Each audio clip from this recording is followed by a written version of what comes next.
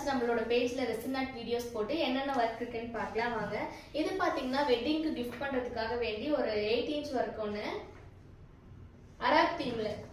அடுத்து இது பாத்தீங்கன்னா ஒரு பொண்ணோ பையனோ தெரியல, அவங்களோட லவ்வர் கொடுத்த எல்லா திங்ஸையுமே வந்து ஸ்டோர் பண்ணி வச்சு இதை வந்து எனக்கு பத்திரப்படுத்தி கொடுங்கன்னு சொல்லி நம்ம கிட்ட கொடுத்துருக்காங்க. நம்ம அதை வந்து சூப்பரா வந்து சேவ் பண்ணிட்டோம். அடுத்தது இது பாத்தீங்கன்னா வந்து பேபி ப்ரிசர்வேஷன் தான்.